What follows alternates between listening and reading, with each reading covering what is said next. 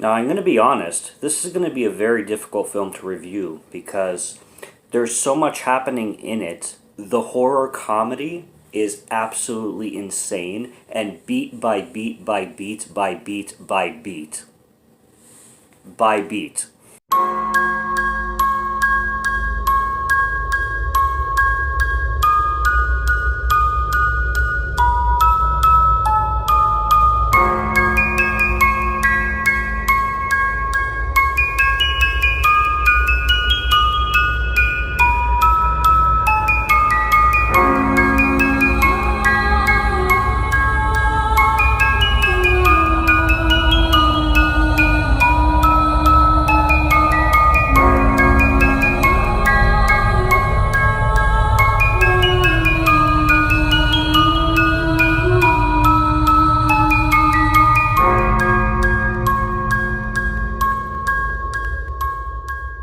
What's going on, guys? Welcome to 31 Days of Horror. I am Morgan Film Fan. Let's jump into some scares. We are on day 15, and this is Club Dread. Now, Club Dread is a film that I certainly have heard of for quite a long time, and I've always been intending on checking it out. There's two cuts to this film, which is funny. There's the unrated, and then there's the rated, which that happens a lot of the time when it comes to horror movies, but I watched the unrated cut, and this is a horror comedy gem at its finest. It's really hard to describe this film. First of all, because there's so much going on in this film at all times. Do I think it drags sometimes? Absolutely. Do I think it should have been like kind of shorter? For sure. But it's almost 2 hours, and it kind of overstays its welcome. But man, do they do such a great job in making this so hilarious and never missing a beat. There's not a point in time where there comes a situation in this film or a scene in this film where it gets boring. It's just always hilarious, and this is why I say that it's hard to review, because every single moment is so iconic. It's just over and over and over, and every single scene in this film is absolute hilarity. It's insane. The characters are insane.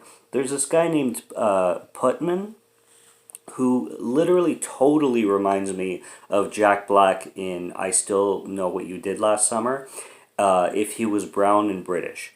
So if Jack Black was brown and British, it's literally the same character. He has the most ridiculous, like dreadlock wig kind of thing, and he has the fakest accent that I've ever heard in my life. There's this character named Juan, because this film takes place in Costa Rica, in this island called Pleasure Island. Ironically, Pleasure Island.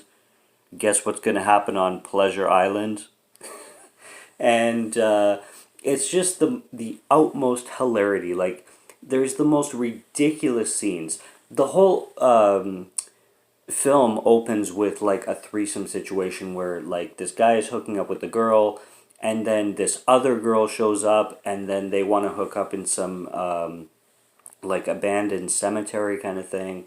And then they find this statue, and the statue has like an erect penis on it, like it's a little tiny figurine, like this thing kind of thing, but it has like an erect penis. And then they start making jokes like, "Oh, we don't need you anymore, buddy." And then they start making out with each other, and it's just absolutely ridiculous. And then they're going around the island making drinks for each other, like as if they're like all bartenders kind of thing. And there's the stupidest like campfire stories in the world. The killer apparently is somebody that went insane and chopped off his dick with a machete. There's a scene where this girl is trying to hang off a cliff. Okay, because she's about to fall, and she's hanging on by the machete, and the guy's holding the machete like this, as if it's his penis. And it's just, the dialogue is genius in how stupid it is, but how funny it is. It's just constant stupid ass dialogue that There's a scene where a girl does like a bunch of like aerobatics. I think when she's like trying to hook up with some guy. There's oh my gosh. First of all, I find it hilarious when people just lose their temper. First of all. Second of all, this guy loses his temper in the kitchen because he's asking the crew what the secret ingredient to his dish is, and he's like, coconut paella. Coconut paella. What do you think the secret ingredient is? And then they're like, coconut. And then he just starts throwing coconuts everywhere.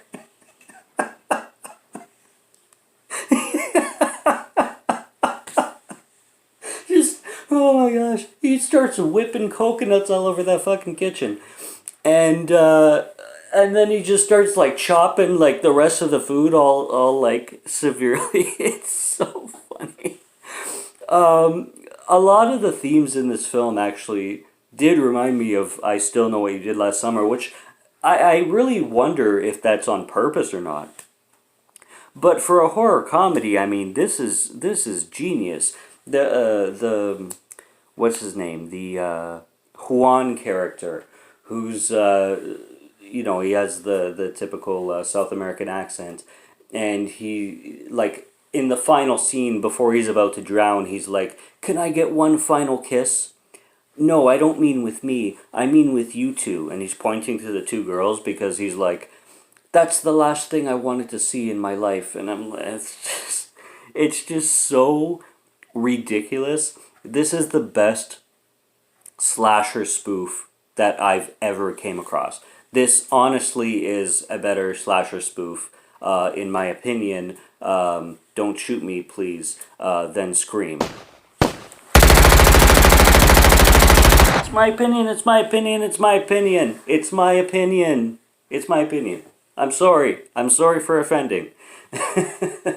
It's honestly absolutely hilarious. The fact that the killer is like this guy with a machete that apparently chopped off his own penis is just mind blowing as a freaking villain kind of thing.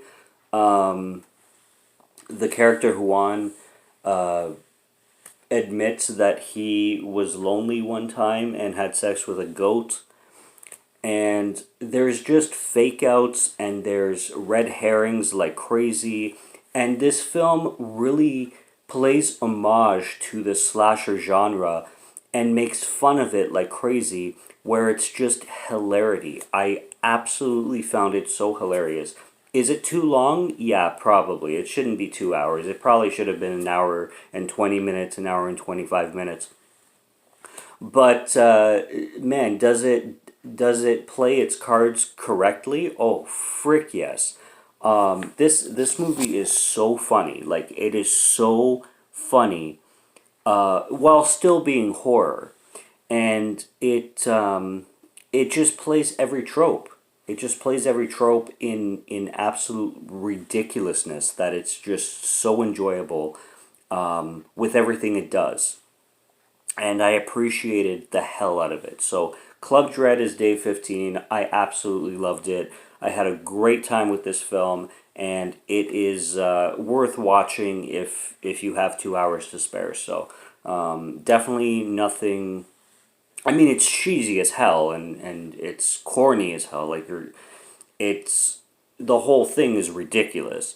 But if you like Airplane or Naked Gun kind of thing, that's what this movie is doing, but with slasher films. So if you think you're into that, check out Club Dread. I loved it. I think it was great. Could have been shorter, but I really had a good time with it. So subscribe to Morgan Film Fan if you'd like to listen to my voice, or if you like my film reviews. I'll be back with more. If you like what's on the channel, please subscribe. And until next time, take care and cheers.